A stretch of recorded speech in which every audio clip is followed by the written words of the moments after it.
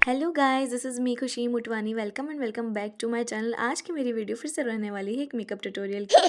और इस makeup tutorial के दौरान मैं एक पंजाबी कुड़ी का मेकअप करने वाली हूँ, सॉफ्ट सा देसी लुक।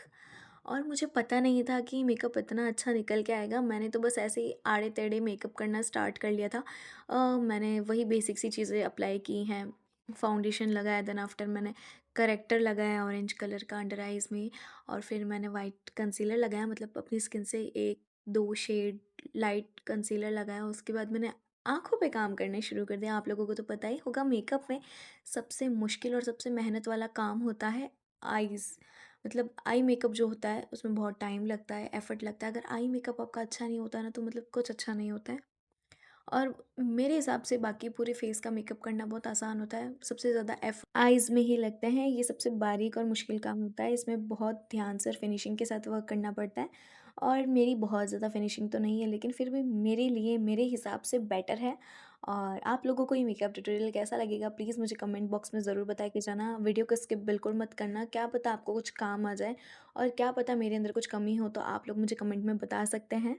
यहाँ पे मैंने अपने आईज़ को स्मोकी इफ़ेक्ट देने के लिए अपने आईज़ के आउटर कॉर्नर पर डार्क कलर का आई शेडो लगाया है और बाकी पे गोल्डन शिमर।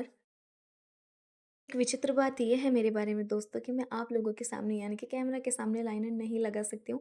लाइनर लगाने के लिए मुझे उठ के जाना पड़ता है ड्रेसिंग टेबल के सामने, और एकदम करीब से आईने के खड़े होकर ही फिर मैं लाइनर लगा पाती हूँ। मैं कैमरे के सामने, ओनली कैमरे के सामने मैं लाइनर लगा ही नहीं सकती हूँ। मेरा लाइनर कभी एक बार में इक्वल नहीं रहता है, कभी कुछ होता रहता है। जैसे-तैसे लाइनर भी लग गया और एक अच्छा-सा मेकअप भी हो गया, मेरा आई मेकअप भी डन हो गया है। अब लगाते हैं मस्कारा और काजल। काजल मैं बहुत, बहुत, बहुत कम लगाती हूँ जब मुझे कोई मेकअप ट्यूटोरियल करना होता है या कोई अलग-सा मेकअप लुक ट्राई करना होता है, तभी मैं काजल लगाती हूँ। और कभी-कभार मैं देसी लुक देने के लिए कहीं जाती हूँ, तो काजल लगा लेती हूँ।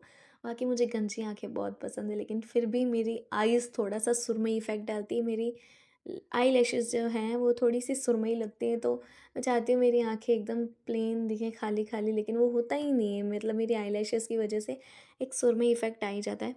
देन आफ्टर मैंने लगाया अपनी एक ब्राउन आई शेडो से ही मैंने कॉन्टोरिंग करी, क्योंकि मेरे पास कॉन्टोर नहीं है, और उसी से मैंने ब्लश भी लगाया, आई शेडो पैलेट से ही ब्लश लगाया। और फिर मेरा फ़ेवरेट पार्ट आ गया हाइलाइटर का।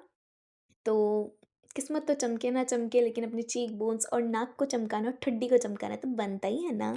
इसके बाद अब बारी आती है लिप्स की। तो लिप्स के लिए मुझे एक परफेक्ट ब्राउन न्यूड कॉम्बो चाहिए था, लेकिन मेरे पास लिप लाइनर नहीं था। मेरे पास ओनली लिपस्टिक थी, मेरे पास लिप लाइनर है ही नहीं, किसी भी शेड का लिप लाइनर है ही नहीं।